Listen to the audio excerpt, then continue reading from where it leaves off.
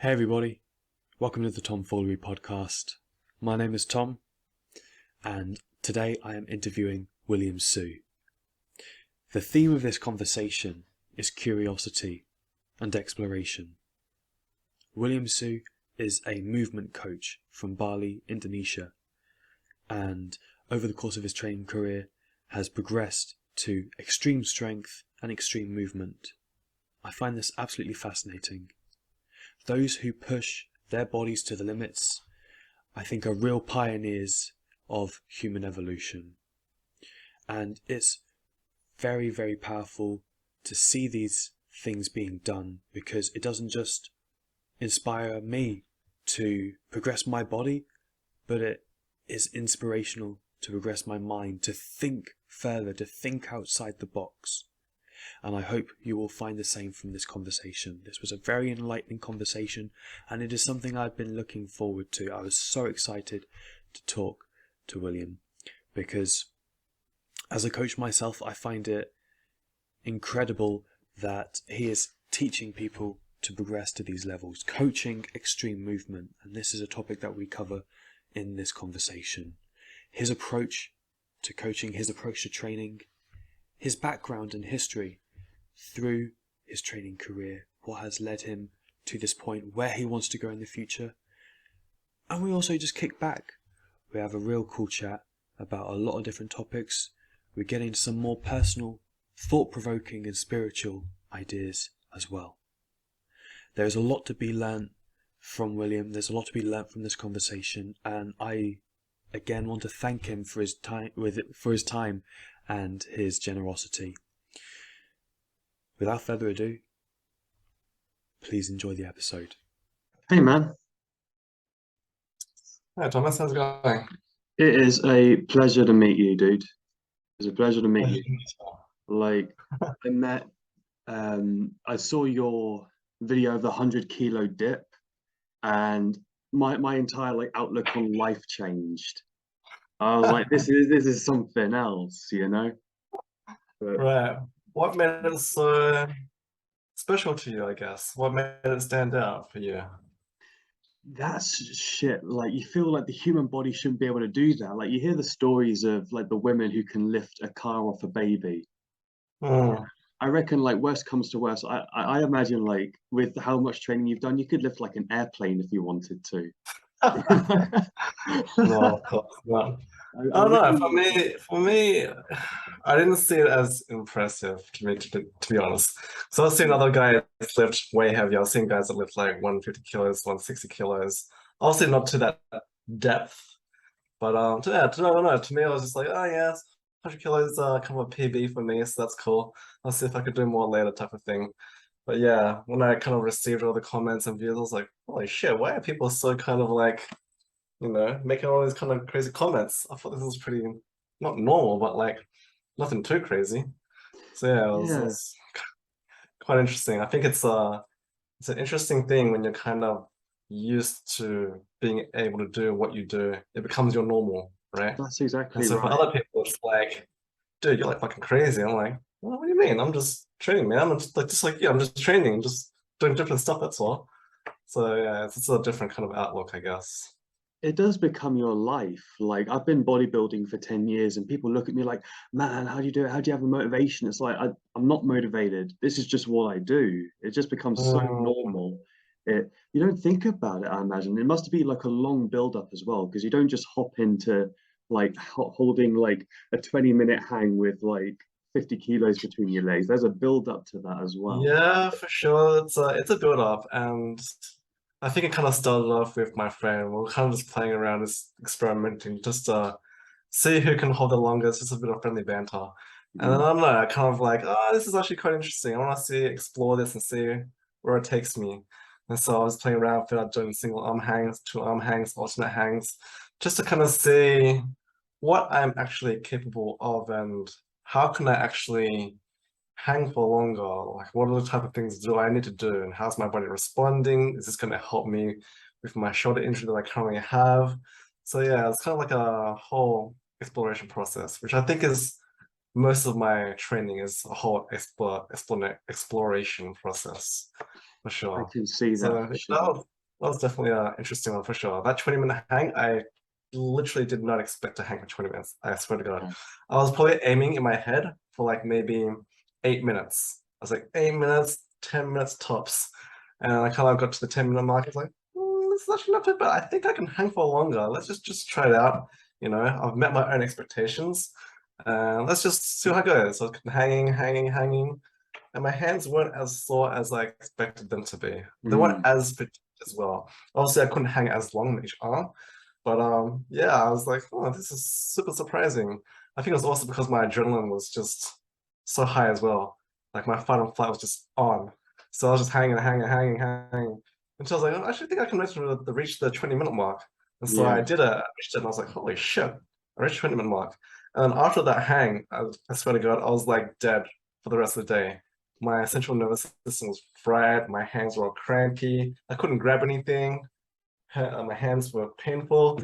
So it's kind of like a very interesting process to see how the body kind of sacrifices itself. It's like almost in survival mode to do the task at hand. So I Yeah, can because that's imagine like like hanging off if a my cliff, life isn't was it?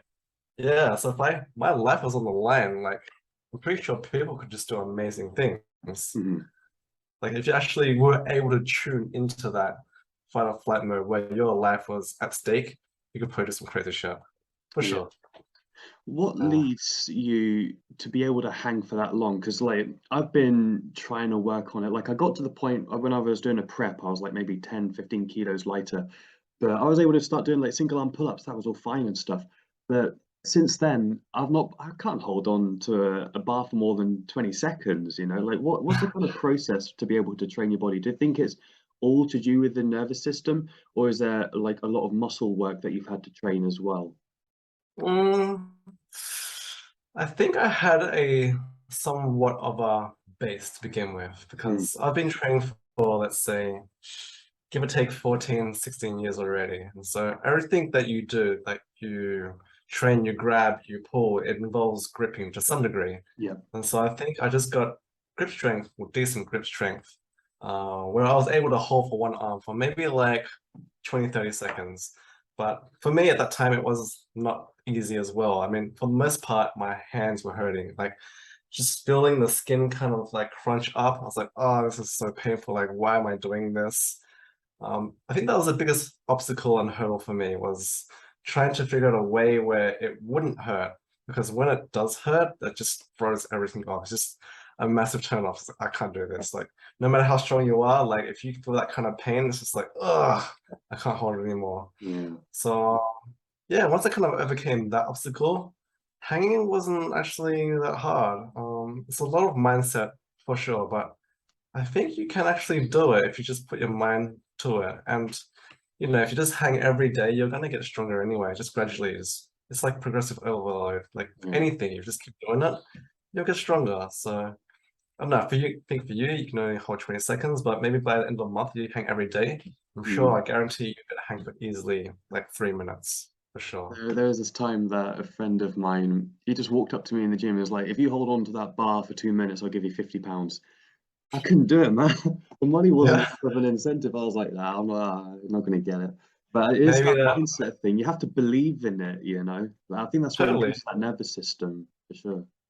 If that $50 was like at stake, like you had to win that $50, I think you would have been able to do it. Yeah, You yeah. know Whenever you have to eat, I think hanging on to stuff sounds a bit better.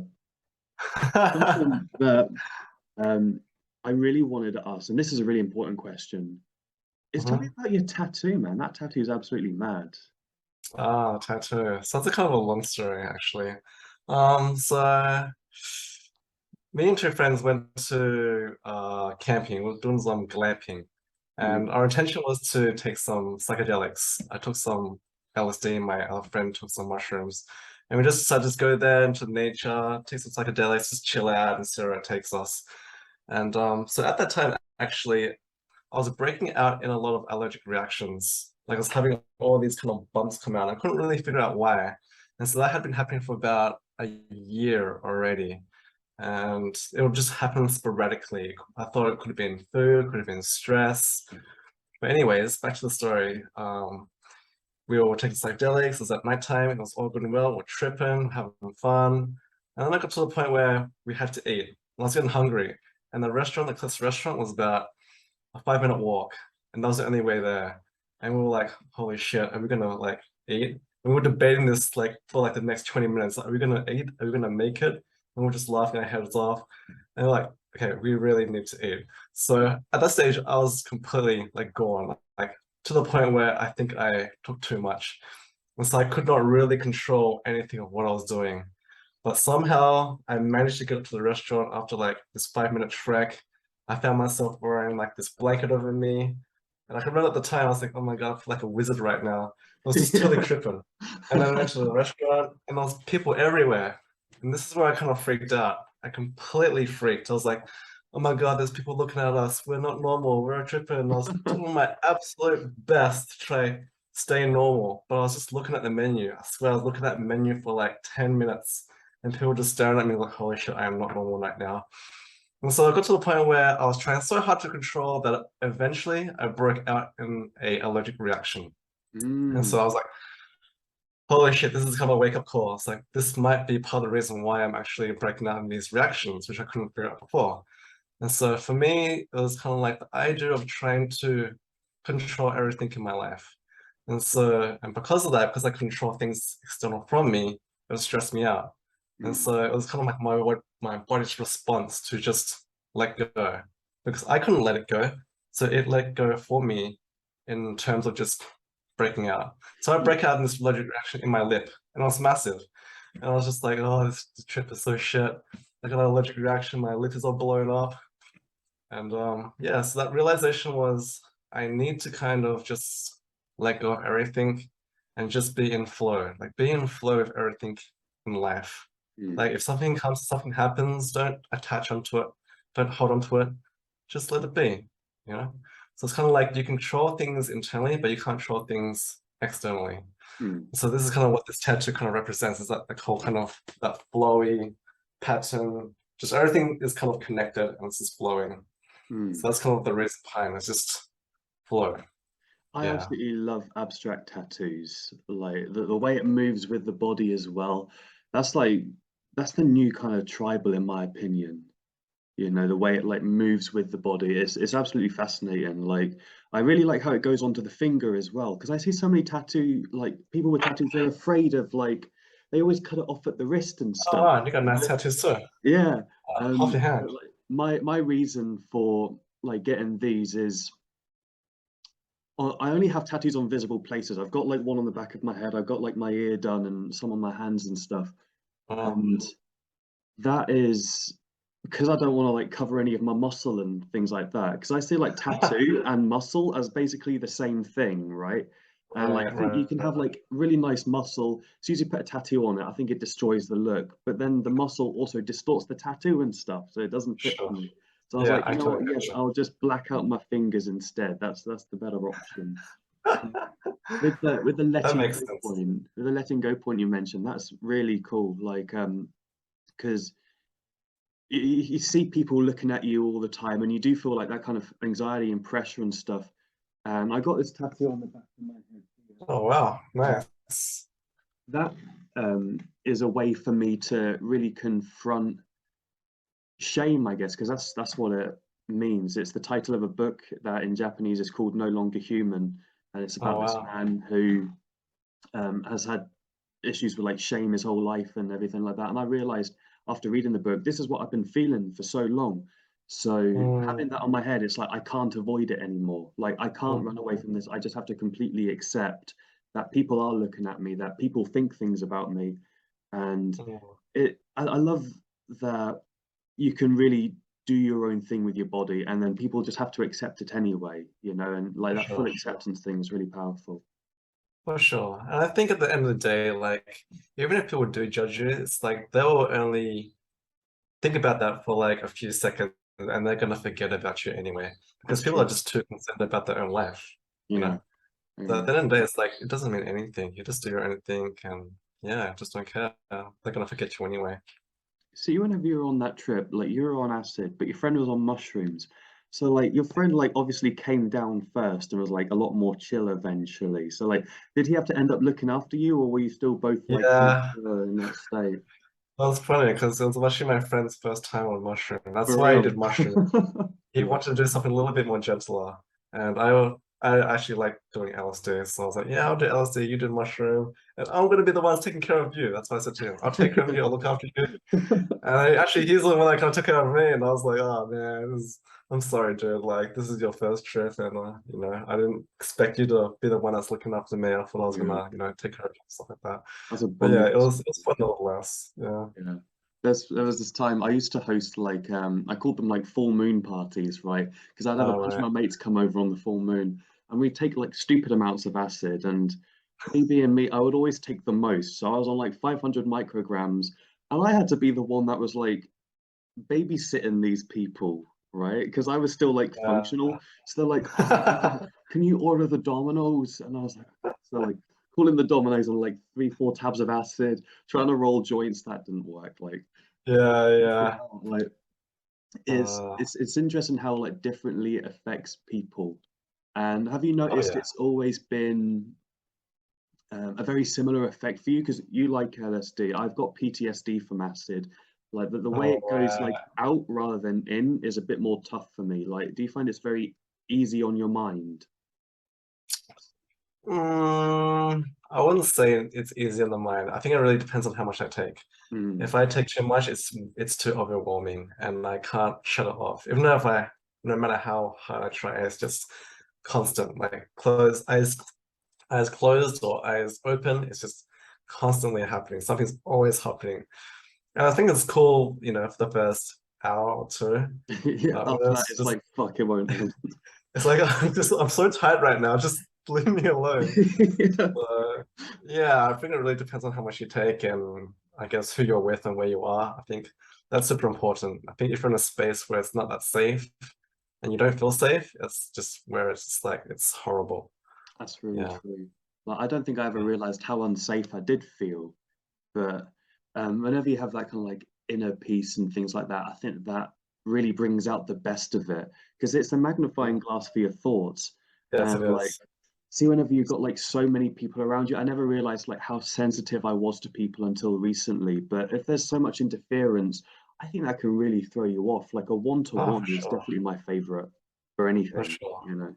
For sure. Yeah, definitely. It definitely amplifies everything and makes you way more sensitive. So if you're already a sensitive person, it's going to make you even more sensitive. It's going to make you even more open Mm. and open to whatever, I'm not sure. But here in Bali, it's very spiritual. So a lot of people believe that if you take this kind of stuff and it opens you too much, you can actually get, taken over to some degree. Absolutely, absolutely. Yeah.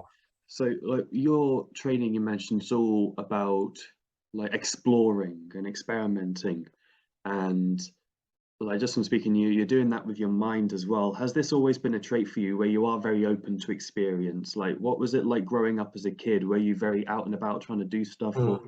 do you feel like you've Interesting. maintained that? Interesting. I think as children, as growing up as babies, we grow up as curious. We have this curious trait, but I think to some degree it kind of tapers off or gets blocked somehow. So I think for me, growing up as a child, I was curious, but I was also at the same time restricted. My parents would never let me go out with my friends. They wouldn't let me kind of explore, do things that I wanted to do.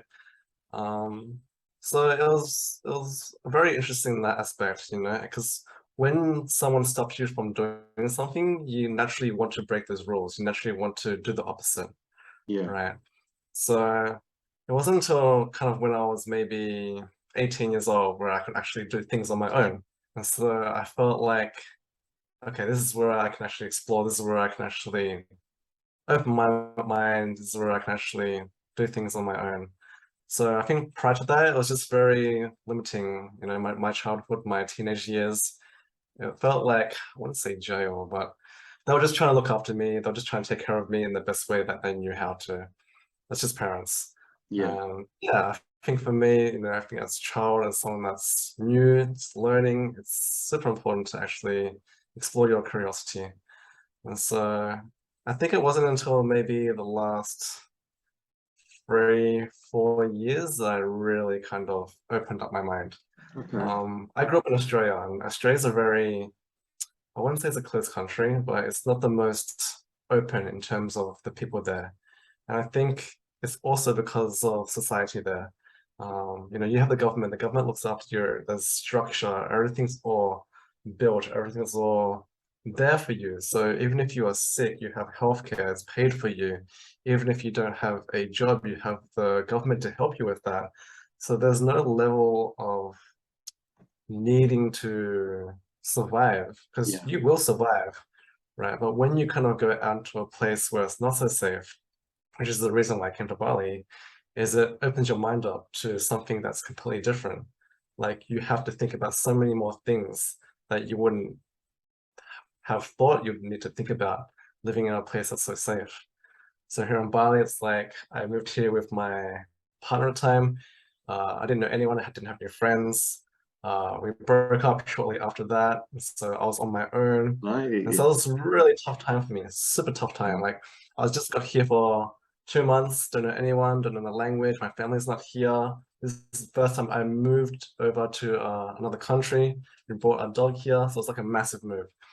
And then that happened, I was like, oh shit. And so it was a massive eye opener. Like it just opened my eyes completely. And so I think from that time on, it just made my mind and my kind of perspective expand a lot. And I think being in Bali also, because it's such a transient place, there's always people coming and going. You always meet new people from different places, different perspectives, different thoughts. And so you learn a lot from them. You Mm. really do. It's not really, you know, uh, you kind of you have so many different perspectives, but it's almost like you can kind of take what you feel is valuable and you can kind of discard what isn't. And so that's why I kind of like being here. It's just like there's so much kind of diversity in culture. And so you can kind of take bits and pieces, like cherry picking, Yeah. and then making that kind of your own. And so I think it's only in the past 3, 4 years that I've got the most curious, for sure. What have you noticed you've had to think about or keep or look out for in Bali? That you mentioned it's like not as like safe of a place, and like you have to think through things that you wouldn't have before. I think because Indonesia, Bali, there's not much structure. Mm. It's very kind of corrupted and it's very driven by money. Mm. So it's kind of like knowing how to go through all these loopholes and what to do. It's almost like you kind of just need to like pay off the right people, know the right people to get around, get out and around places if you get into trouble. And there's no like real good hospital care here, and the people at the hospital, from what I've heard, they don't speak very good English, and the communication barriers there, they don't really understand. They don't have the kind of same mindset as like they do in Western society. So it's challenging in those aspects, where the people are just the mindset is just different to how you are. So there's definitely pros and cons to living here. That would be one of the cons. Of course, you can work your way around it if you learn the language. Maybe that might help. Have you But learnt the being language yet? I mean, I know some words. I probably know enough to get by. My girlfriend's actually Indonesian, so I should learn. But when you're in a place where everyone speaks English for the most part, it's like, There's should I also too learn or should I not expensive. learn? Yeah, so I kind of just learned enough to respect the people, the local people here when I, talk to them. So it's like knowing how to like say thank you, knowing how to count from 1 to 10. Yeah. I want this, I want that, where's that? Just real basic stuff. Probably not enough to actually make a conversation, but enough to kind of survive in a sense where if I need to ask someone, if I'm in a situation and they don't know English, I might be able to survive. Yeah. Indonesia is an interesting choice because I mean I know it's getting a lot more popular to stay in Thailand because of the freedom there, and like I know it's very popular in the fitness industry because steroids are all legal there as well. And what made you choose Indonesia specifically? Was it that like your girlfriend at the time was Indonesian as well, or what led to that decision? Yeah, so my girlfriend at the time was Indonesian, and her parents were in Jakarta, my family were in Australia. So we're trying to find a midpoint Okay. where it would be easy for us either to go back home if we needed to. And since she's Indonesian and she already knows the language, it just made that transition much easier and smoother. So she can speak the language, she can deal with the Indonesian locals here when it comes to like renting out a place, bargaining, or finding where the grocery store is, or finding where other places are. It just made that easier in that sense. So that's why we went to Bali. There's a movie that I remember seeing. I'm just gonna check. Yeah, so this is getting a bit deeper into the stuff about Indonesia itself. I remember seeing this documentary called The Act of Killing, and I don't know if you've heard about this film before. It's this documentary about these filmmakers, documenters who go over to Indonesia, and they start interviewing the leaders and members of the execution squads that were committing the genocides against the communists during the 1950s and 60s. Right. So they find the leader of the executioners and they ask him to make a movie about his experiences. And so the whole film is him revisiting everything that he did, because in Indonesia, these people are national heroes for getting rid of the communists and stuff like that. And over the course of the film, he developed empathy for what he did, and there was this really powerful couple scenes at the start of the movie. He's up on this rooftop where they would have done executions, like cheese wire around people's necks and stuff, and like he said like, oh, we take ecstasy and we dance and kill people and stuff like that. But at the end of the movie, he's in the same spot, just like retching for 10 minutes, and that's like the end of the film. That was a really powerful look at the differences in culture as well, because I mean it happens all over the world. If you're led to something, you're going to carry it forward. Like there's also the Rwandan genocide, the stuff that happened in Europe in World War II. Like that was all huge. But do you see this kind of history still in like everyday life or on the TV, like or this kind of mindset as well, where things are a bit more? I wouldn't say in Bali, no. Maybe in Jakarta, yes. But Bali, not so much. I feel like Bali it's almost like a bubble, it's almost like a place in its own that's separate from the rest of the world. And I say that because I actually was here when COVID happened, and I moved here just after COVID. And I swear to you, like we were locked down for like 1 week, like just 1 week. And I could see like on the news that people in Australia, like Melbourne especially, like everything was just locked down. They were constantly getting locked down. I can't remember how many times Melbourne was locked down. It's like 16 times or something like that, something ridiculous. And I was like, oh my God, I'm so lucky to actually be in Bali. Like everything is still open. You can still ride on a bike. The only thing that you really need to do is you wear a mask, even if you're on a bike, which is weird. But yeah, just wear a mask, maybe just be 1 meter apart. And that was the only real thing. It was super weird. I don't know how to explain it, but it was kind of a blessing as well, because I mean, not for the locals, of course, because they probably would have lost a lot of money during that time because they rely on tourism a lot. Yes, But it was just so peaceful in Bali. It was ridiculous. Like now there's like so much traffic. It's just crazy traffic, pollution everywhere. There's just noise, there's cars, and motorbikes. It's just overrun by tourists. But during that time, it was so quiet. It was ridiculously quiet. The beaches were all quiet. The streets were all quiet. You could literally go on a bike and just go from one place to another, which would normally be busy, in like 1/10 of the time.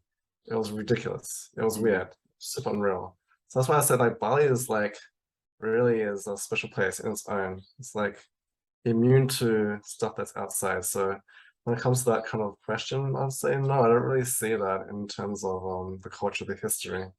The Balinese are very rich in their own history, and they still carry out all their traditional stuff. Like they're very spiritual. They all believe in like God, the Hinduism. They're always doing offerings. They're always putting these little offerings on the roads for the gods. It's a very interesting and such a very, very beautiful thing to see that they're still keeping that. because I'm not sure you would see that much elsewhere in the world where this kind of culture still exists amongst all this kind of tourism, all this kind of buildings and stuff like that. It's very interesting for sure. Yeah, cities kind of live in their own little bubble, like you mentioned with the tourism as well. I think it will create like a bit of separation from like the countryside and the attitudes there as well. I mean, it's the same with any place Sure. you go to. Yeah, for sure. I know in London is nothing like anywhere else in the UK, that's for sure. But there was something you mentioned about the religious as way of life. Has that impacted your views on spirituality as well, like living in Bali? How do you see that your religious or spiritual self having developed? For me, I wouldn't say I'm religious. I don't really, well, before I never really believed in any kind of religion as such. So in terms of like believing in something, I kind of cherry pick different parts of different religions, but I think all in the end they all kind of lead to the same message anyway. But I would say I'm more spiritual in the sense of self-discovering, trying to discover myself. But I think spirituality and religion can be quite a beautiful thing. Like the Hindus here, they don't really do anything bad because they believe in karma. So they would never actually steal from you. They'll never actually do any harm to you because I know if they do, it's going to come back on them. So that's a kind of a beautiful thing to see. They're very kind people. And I don't know, it kind of gives you another sense of respect to them. But yeah, I kind of just am more spiritual in the sense where I believe there is more out there. I wouldn't say like God and stuff like that, but like spirits and dimensions to that degree, kind of like that, because I have it myself experienced some of that kind of stuff well in Bali. The acid opens you up to it too, I think, like those sorts of experiences. Like I remember, like I'd always been spiritual beforehand, but after things like mushrooms, where I I took like half a gram of mushrooms, and it was more intense than like a 5 gram trip I took. And like I was talking to God and stuff, and I was like, that was mad. And then I learned about what Brahman is, which is the Hindu idea of all-encompassing existence, everything, and that's above all their gods. That's above the Brahman figurehead as well, as just everything is Brahman. And learning about that, it really clicked. It was like, holy shit, this is exactly what I experienced. And that led me into like the Hindu mysticism, like the Upanishads and the Bhagavad Gita, the really like classical texts and stuff like that. So do you feel that the psychedelics had helped in your journey as at all, or do you think it was really just the environment that you've been in Bali and the spirits you mentioned? The environment definitely played a big impact. The psychedelics also played an impact. Because when you do take psychedelics, it opens you up. It kind of opens your eyes up. And so I think if you do it with the right intention, it can definitely help you if that's what you're seeking for. But I think if you're just taking it for the sake of taking it, maybe you won't get anything out of it. But I think when I do it, I always do it with an intention, like to try to gain some kind of clarity or understanding about myself. So I think it opens me up more as a person. Understanding myself, like why do I behave like this? Why am I doing this? Why am I like, for example, the tattoo? It's like, why do I control so much? Why do I have this idea that I need to control everything in my life? And so that kind of stemmed back from when I was a child as well.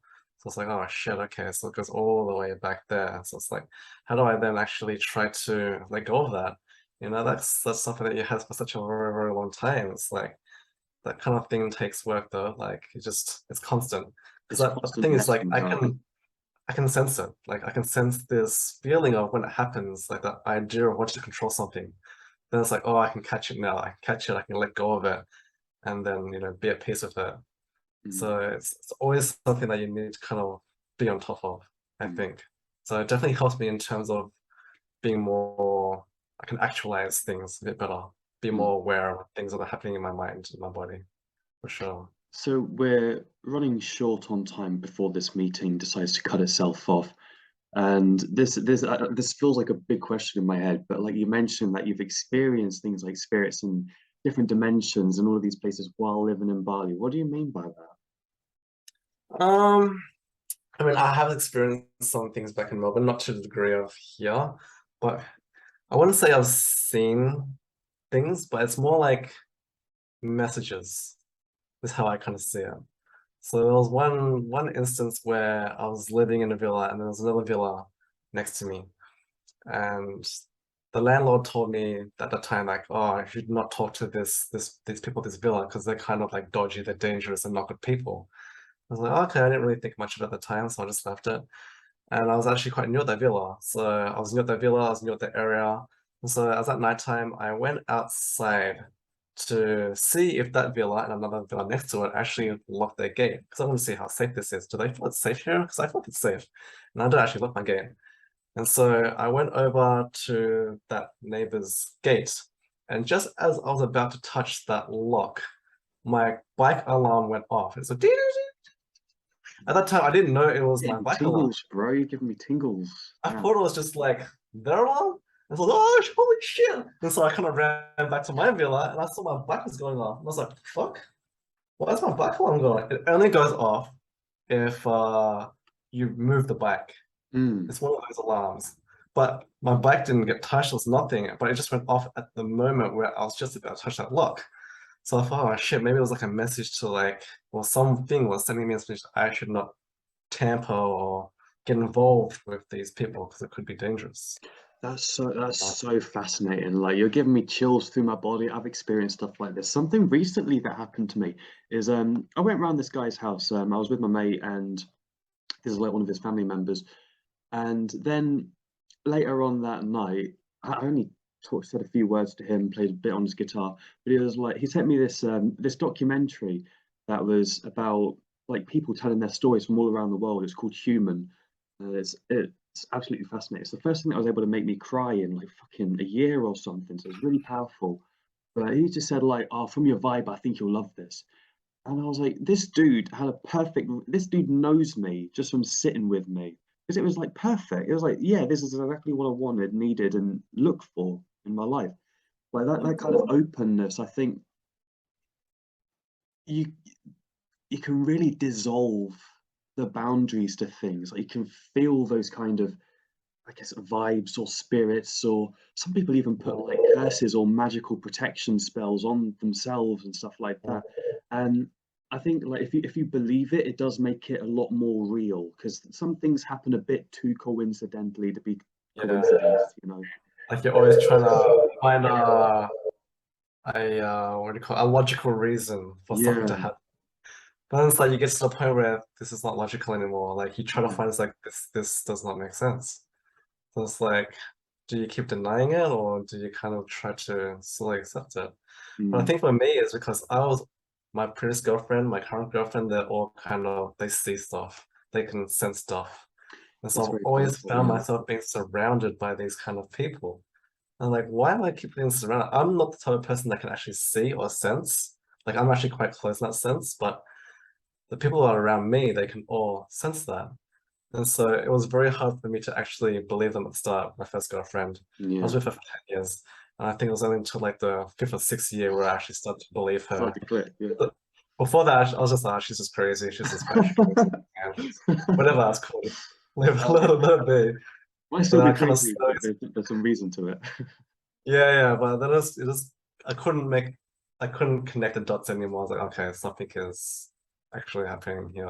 So Mm, that's when I kind of opened my mind up to this kind of stuff, and I just kept on running into people that are like this, and I was like, "This is fucking crazy."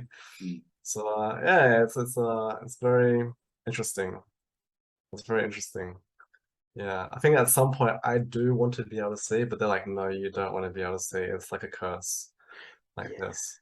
Like I've spoken to some people who are like psychic or clairvoyant, and there's this. line between like enlightenment and insanity, because a schizophrenic person has the exact same eyes as an enlightened person, but there's no Mm, focus to it, you know, that so it's right. like it's such a fine line. And I mean, even on psychedelics, you take too much, you go from Yeah, oneness to just complete breakdown of reality in like an instant. And it's like, for well, sure. but For sure. there's so much more I would love to talk about, but I guess just to finish the call is, where do you see your exploration taking you in the future? What boundaries of your mind and body are you looking to push forward next? Well, I think at this point in time, I'm 36 years old. So I find No way, you're not a I'm day past getting 31. Stop it, honestly. I've clearly passed my prime. Yeah. But I know that as I get older, I won't be as strong as I was before. So Mm. at this point in time, I'm just trying to experiment and explore the strength side of things that I can do with my body in conjunction with movements. Yeah. And I know at some stage I won't be able to do that anymore. And so I probably will move more towards fluid movements where it doesn't use as much strength, but it's more graceful. So I'm not there yet. I'm still kind of exploring this whole strength phase. Mm. Um, and at the same time trying to open up my body more and more and more to see Yeah. what I can actually do. But I'm just kind of taking it just day by day. You know, I don't really have much of a set plan. It's just like, That's okay, cool. what can I do today? Let's just try this. Oh shit, this is cool. Let me try this. Yeah. Kind of just opening the door and then seeing what other door Hey, dude, opens. should I start another Zoom meeting to carry this on? Would that work well for you? Yeah, I could probably spend like another 10 minutes or so. 100%. Well, I'll end this Yeah, now and then pick it up again in a second. yeah, sure. 2 seconds.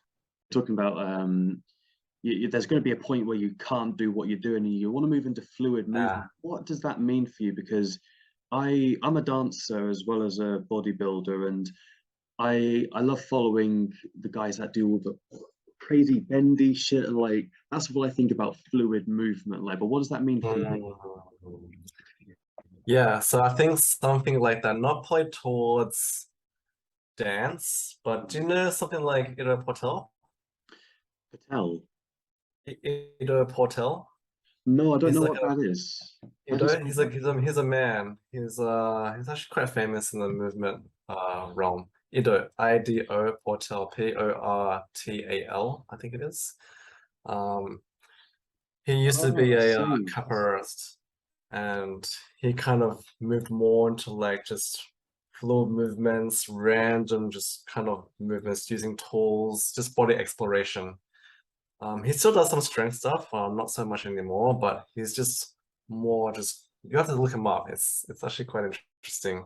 Yeah, I just pulled them Um, up there. Thank you for the recommendation. no worries. He looks at movement on a completely different level for sure. And you just sort of read his posts and stuff. He's a deep thinker. Hmm. Um, so not just the idea of moving, but the idea of why you move, what comes out of the movement when you do it. So it's kind of being kind of connected with your body and mind at the same time. It's kind of like introspection in a sense, Yeah. which I think is also an interesting tool. I think you can introspect with any kind of medium that you choose to. Um, yeah, kind of in that realm. I haven't really thought about it too much because I don't really like to think that far into the future because I don't know if I'm still going to be alive anyway. Yeah, I you got to kind live in the of now. like to focus on now. What am I going to do tomorrow, or maybe what am I going to do the next week? Um, but yeah, I think it's just a natural progression for me because I started off as a bodybuilder, and so for me, bodybuilding is all good and well. You know, building muscle, looking good. But I got to a point where it's just like this is kind of useless, and I felt like I can't move. I don't have any kind of functionality. The clothes I have to wear are just weird. I have to get them tailored all the time. It's just Yeah. practical. How big did you get? How big did you get when you were a bodybuilder? So right now I'm 77.5 kilos. When I got to my peak, I was 83 kilos. Are you like about 5'8", 5'9", or what kind of height are you sitting on? I'm not sure in feet. I'm 173 centimeters tall. Dude, I think you're taller than me. That's crazy. You're Oh like the yeah? same height as me. Wait, no, how tall am I? Am I 180? Because I'm like 6 foot. Oh no, you're taller than me. You're for Okay, sure you're that's taller. fine. That's fine. Short Yeah, kings for sure rise you're up taller. though. I'll balance out the playing field a little bit. Is that better? No, but Yeah, so I did a bodybuilding competition once, which I did for the sake of trying to overcome the fear of being on stage. Mm, So that's why I did that. And because I don't like being the center of attention, I don't like being seen. I've yeah. always had that kind of feeling when I was small, younger. So that was my kind of step into trying to overcome that fear. Mm, And I did that. And I realized I didn't really like this anymore. It's kind of one of those things where you do it once or you keep going, because the amount of commitment and dedication is involved in that kind of thing is pretty full on. yeah. And so I thought, oh, I can't do this. So I thought to myself, well, what can I do now? I need to kind of do something else, because movement is a part of my life. I just want to move. It just makes me feel good. And so maybe I'll just try to transition to more body weight. I think at the time calisthenics was starting to pick up. It wasn't that big, but I just like see people on YouTube doing some crazy shit. Like, oh, that's pretty cool. So I Yeah. just try to mimic them. There wasn't that much content out there at the time either, so it's kind of like experimenting, trying different things. And yeah, I enjoyed it. I don't think I actually progressed that far into it, purely because the environment I was in, there wasn't anyone doing what I was doing at that time. I was in one of those just normal conventional gyms where I have machines, so everyone there is just training to look big, where I didn't want to do that. I was trying to be, be able to use my body in different ways. So I never really had that much inspiration or people to encourage me. Mm, So I did that for probably about 5 years. I got to the point where I could do a handstand. It was a bit shit. It was like banana back. I could do like one-arm chin-ups. I could do levers and flags. But it was only when I came to Bali is when I really kind of took off, because I went to a place called Nirvana Strength, which is like well-known for calisthenics and gymnastics, strength conditioning. And the kind of people that you meet there is just phenomenal. Like I was so intimidated when I arrived there. I was just like people like circus see it or doing crazy, crazy stuff. I was like, holy shit, like how do you guys even do this? So it kind of just motivated me to actually move and look deeper into how I actually do this and figure it out myself. So mm, that's kind of where I grew a lot. It's in the past 3 years. And so that's where I am now. Like I realized at that point my flexibility was pretty shit. Like couldn't do splits, my middle splits were just non-existent, just super tight. My thoracic was tight, just everything was tight. So I was just trying to like kind of undo that bodybuilding body to make it more limber and flexible. Because when I was bodybuilding, I never stretched. Like I didn't have that kind of awareness at the time. So I just like push weights and then just left it. So I became super stiff. And so it took me quite a while to actually slowly unlock those layers of stiffness. Even now, I still feel like I am stiff to a degree, but obviously not as much as before. But it's just a process. So I yeah. think for me, moving ahead, it'll just be more and more moving towards opening the body more and more. I think is how I kind of see it. I Because like I think that. that's super interesting. Because that fluid motion approach, like you don't like to think too far in the future, but you've obviously taken in a lot of Ido Patel's work. Does it influence what you do now? Do you see a lot of his ideas filtering down into your own way of approaching things? I feel like I cherry pick different people's Yes. movements. So he would be one of them for sure. And there's just other people that I follow on Instagram, or just things that I see on my feed. And I'm like, oh, that looks really interesting. Like I want to actually try that and then explore it to see how I can actually do it myself. Because a lot of these kind of things, there's no real tutorials. That's right. Like there's tutorials for like flags, handstand push-ups, whatever. But when it comes to the nitty-gritty, like crazy movements where you put your body in different positions and you're using strength to move, it's like you don't get that kind of stuff. And of course, Mm, you wouldn't find it because it's impractical. Like, who the hell wants to learn that stuff anyway? It's just yeah. so random, it's a party trick. So I think for me, that's what I'm so curious about, is to figure out how do I actually get from point A to point B with my own body, and then how can I actually teach that to others if they want to learn it? Yes, It's like that's something I breaking it wanted down. to ask is you're coaching extreme movement, and like how has your process or your teaching method developed, and what way do you look at it when you're trying to convey this to other people? Okay. Yeah, yeah, I teach at the moment. I teach at the gym I mentioned, the Strength. But the classes I teach are more kind of generalized. So Mm. it's like your basic calisthenic stuff, like front lever, back lever, handstand push-up, handstands, single leg squat. So it's nothing too crazy in terms of what I do. But going through that kind of exploration, it made me realize that everyone's body is different, you know? Even if I do what I do and I did it this way, it does not mean that it's going to work for another person. So it's kind of like you can't really tell someone to do something. You can't just give them something and expect it to work. So the method that I like to try to use is to try to teach or get someone to realize how to use certain tools so they can figure it out themselves. Mm. So it's like diet. Diet's a big one. It's like, okay, for me, I have a super fast metabolism. I always have when I was younger. So I've always been skinny. It's always been very hard for me to gain weight. So in saying that, I can eat pretty much anything and get away with that. That's what I do. I just eat like junk now and again. People are like, what? You eat junk? You eat white rice? You eat that much carbs? I'm like, yeah, that's just what works my body. But if I get this to you, for example, it's probably not going to work. That's right. So it's just a matter of like understanding your own body and getting people to be more in tune with how their body works. You know, if you eat this, how's your body going to react? And, you know, how do you actually figure out a way where you can build up a diet where it's going to work for you? Mm. So I kind of go more towards that approach, not just in diet, but in training as well. So it's kind of like explore, okay, that doesn't work. Let's try this. Let's try this movement. Maybe let's change the lever. Maybe let's use a band. See what works for their body, because at the end of the day, everyone's body is different.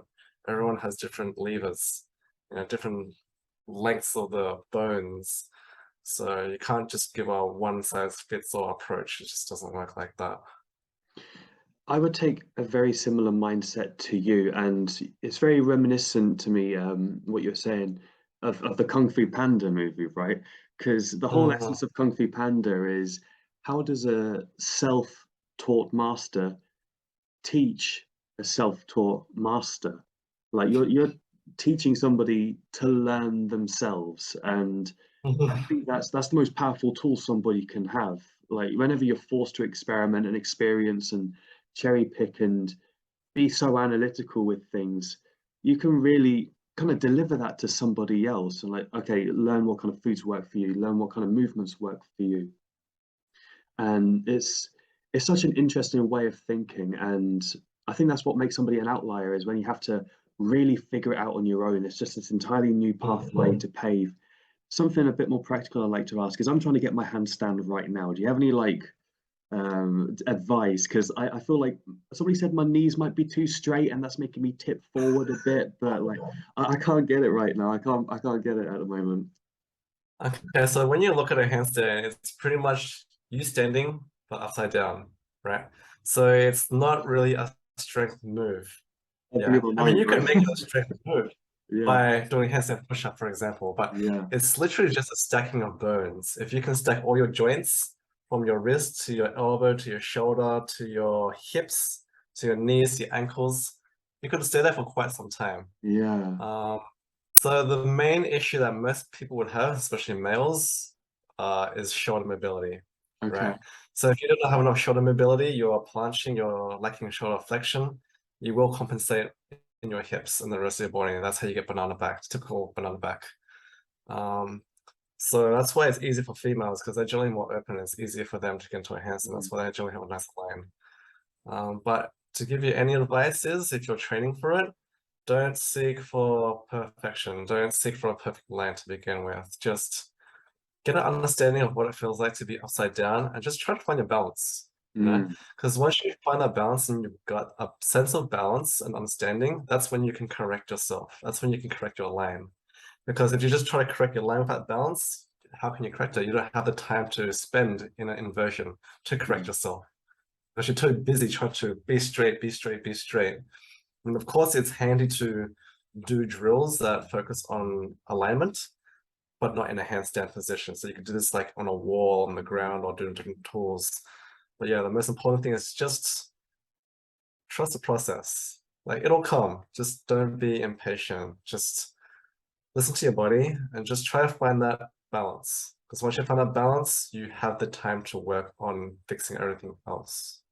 Standing upside down was a mind-blowing moment. Like it's obvious, but you don't even Oh, think of it like it that. literally is like it literally is. It's just, but in saying that, it's like everything is flipped upside down. So it's like your whole perspective is skewed.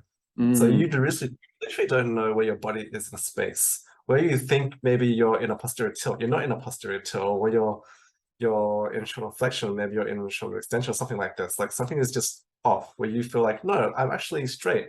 No, man, you're not straight at all. Look at yourself in the camera. It's like totally off. So that's what I mean by like when you're in an inversion, it's just like your perspective is completely thrown off, and you have to kind of relearn what your body is or feeling in that kind of space. And the only way you can really learn is to either someone give you feedback or some kind of feedback. Could be feedback from a wall, could be feedback from the ground, could be feedback from a video camera. Just as long as you have something to give you a guidance as to what you actually look like, so you can refer back to what is actually happening in your head. So you can relate what's in the head and then what's in the body. So you can connect those two dots. Yeah. Did So you that's my mention? advice. Did you mention that you had a shoulder injury? When was this? I had I many think shoulder injuries towards the start of the conversation, I thought I heard like shoulder injury or something like that. But have you experienced any injuries? all the time. Yeah. I mean, when you're constantly exploring movement, you're bound to get into injuries for sure. But I've never had anything serious. I've never had like a broken bone, or I've never had like my pec come off or something like this. Never had anything that major. The only things I've had is more like sprains, where it's like throwing me off for like a month and I have just have to rehab it.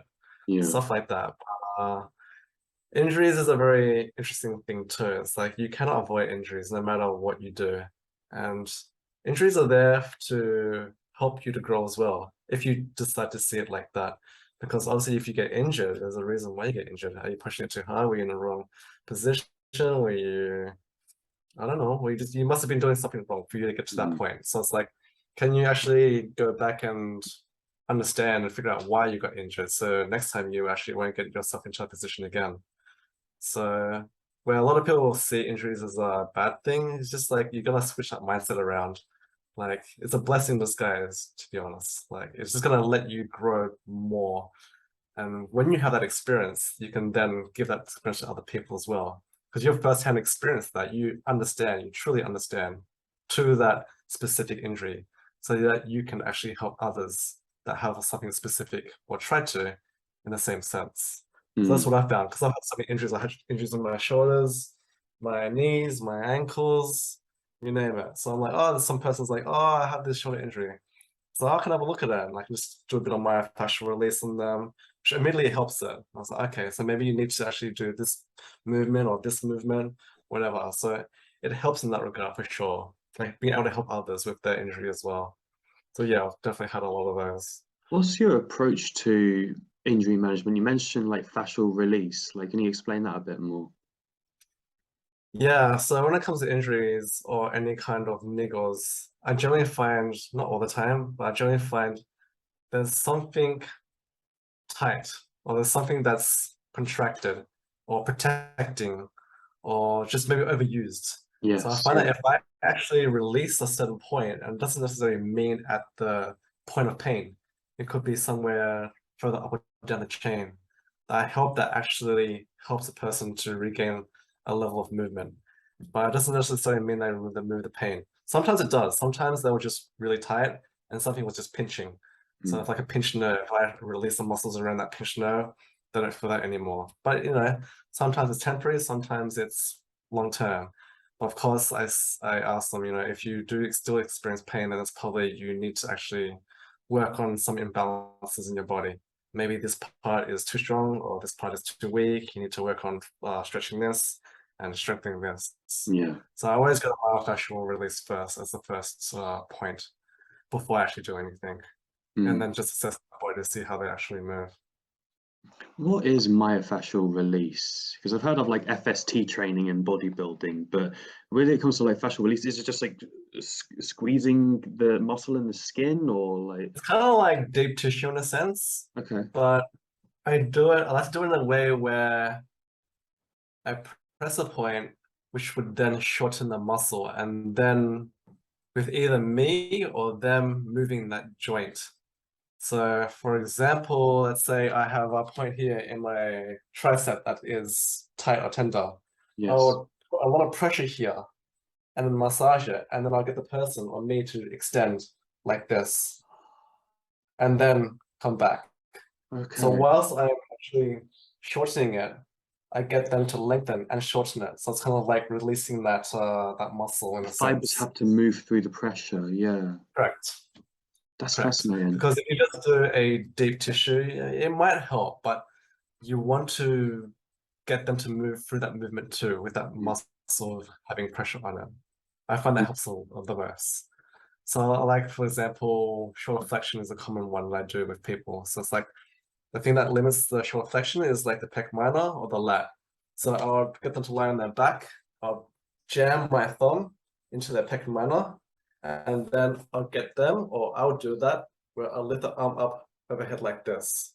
Mm. And so when I do this, it's actually shortening that muscle, it's restricting them. So when they actually try to raise their arm up, it's actually quite hard for them to do that because it's trying to lengthen. I feel like Right.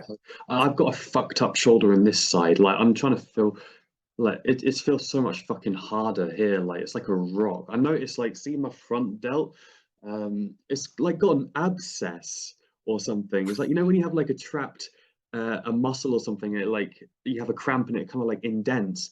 That's just that's a permanent fucking thing there. But I dislocated my shoulder like 2 or 3 times in one night doing like clapping pull-ups, and I like Oh, wow. it popped out, and I was like, ouch. And I popped it back in.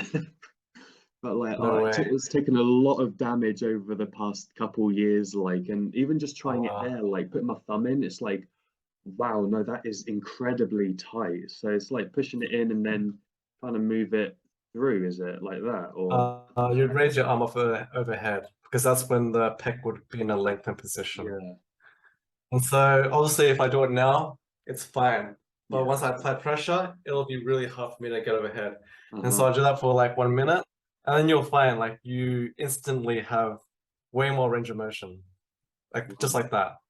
Just because I've released and lengthened that muscle there.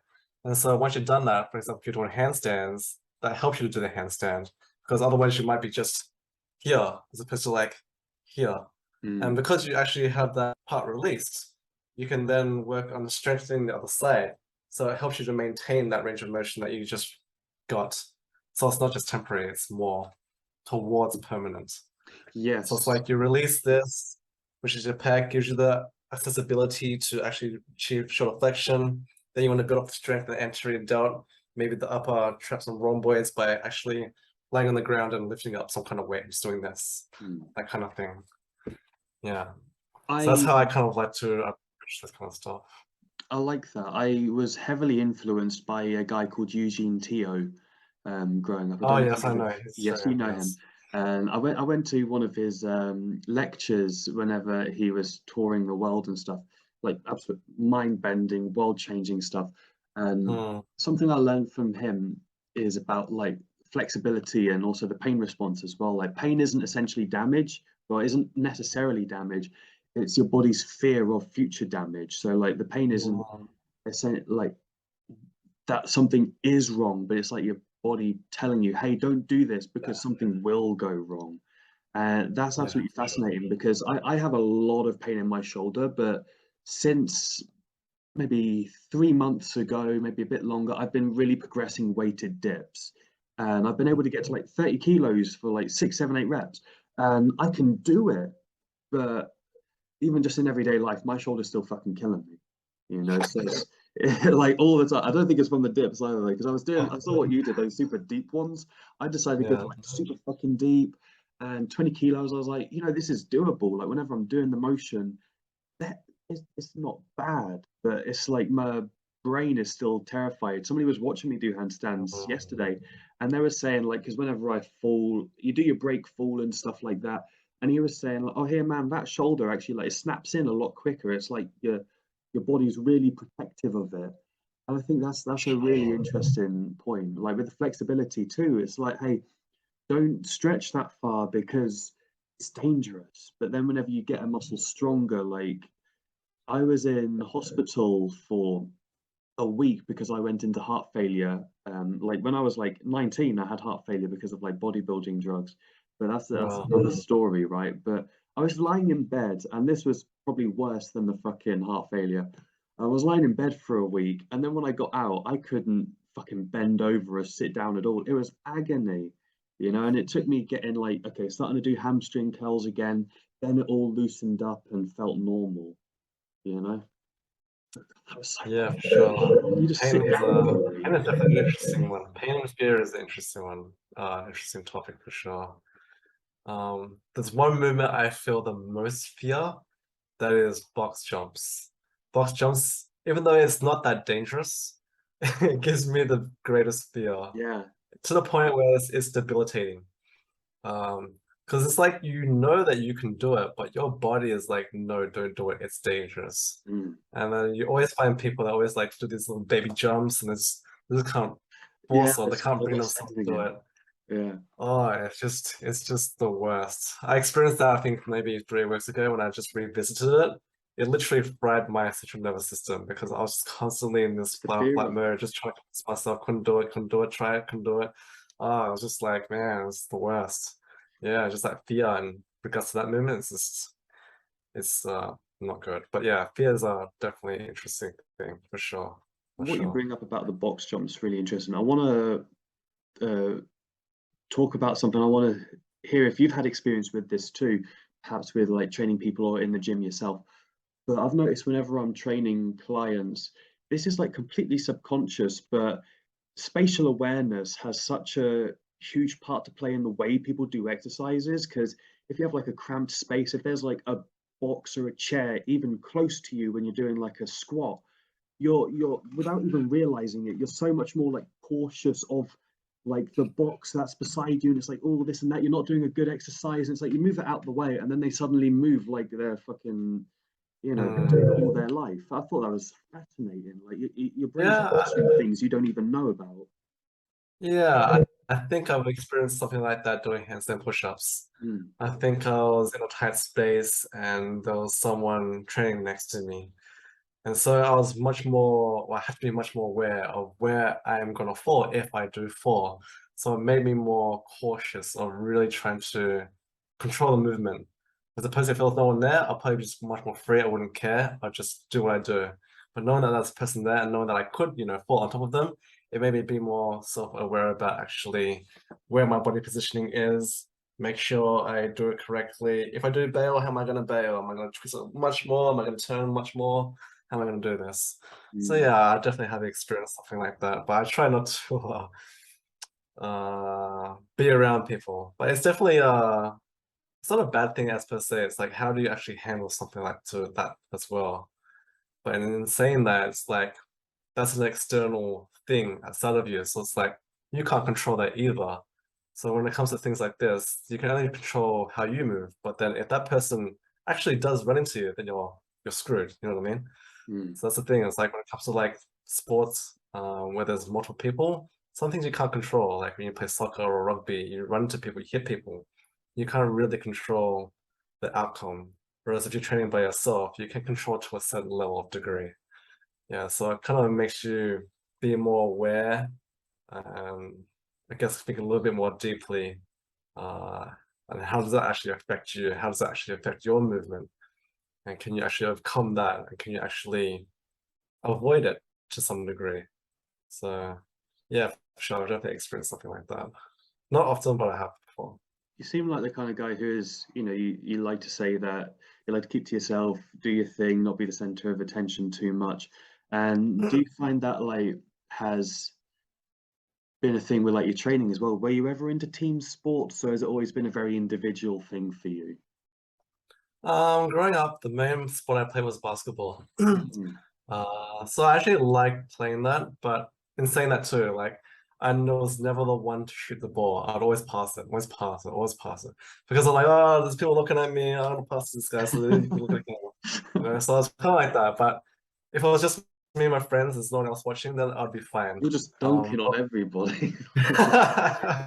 Yeah, exactly. When it comes to training, I'm very much in my own zone. I don't really talk to people. So I think that's when some people can actually find me intimidating to be around with, because I'm very in the zone. I'm very kept to myself. I just do my stuff and I'm out. I It's don't the socialize. spirit. I don't talk to people. Yeah. Okay. It's that kind of spirit, like you mentioned earlier. Like you kind of give off this sense, like this is my space, don't come in it, you know. And like Yeah, somebody comes to I talk mean, to you, their car alarm goes off. It's like, oh fuck.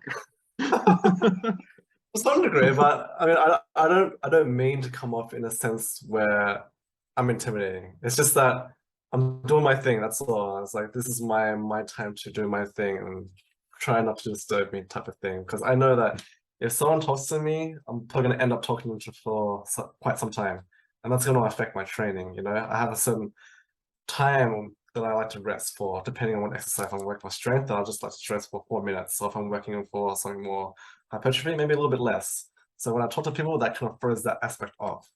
So I'm like, oh, I really don't want to talk. So I have my earphones in. I don't look at people. I'm just go.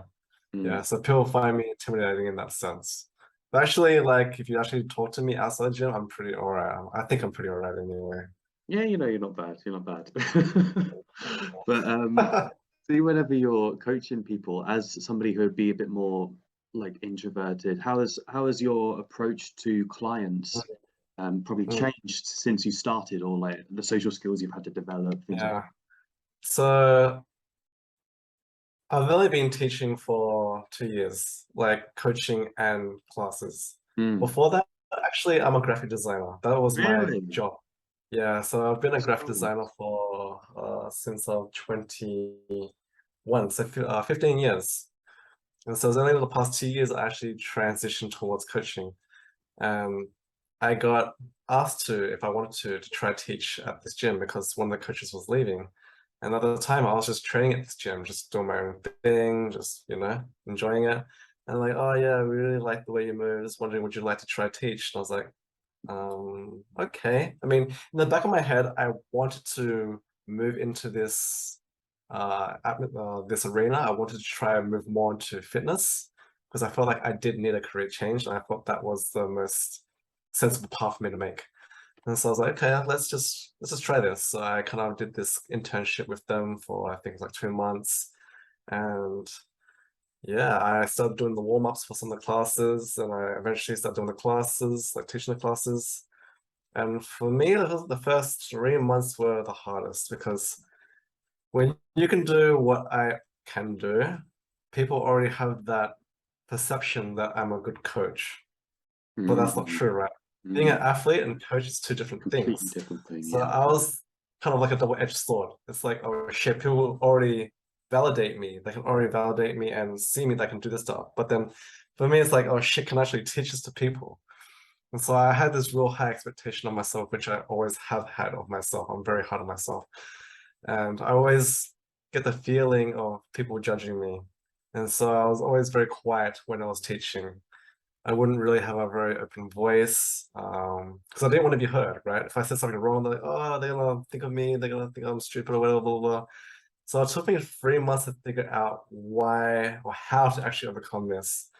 And I came to the conclusion that I gotta stop caring about what people think of me. I've got to start just doing it for these people. I'm here, I have the knowledge, I just need to be there for them to deliver the content that I know. And once I came in with that mindset, everything just changed. Like my voice just got louder, my confidence grew bigger, and it was just so kind of organic in that sense. That was a major breakthrough for me. It's like, just don't care about what you think of yourself. Just be there for them. That's the main thing. That's So a yeah, really powerful message. It's really yeah, powerful. so after that, it was just smooth sailing, and I just got more confidence. I was just easier to talk to people. Um, and people were actually, they didn't think I was so serious. But I mean, when I'm teaching classes, I'm not so serious, obviously. Yeah.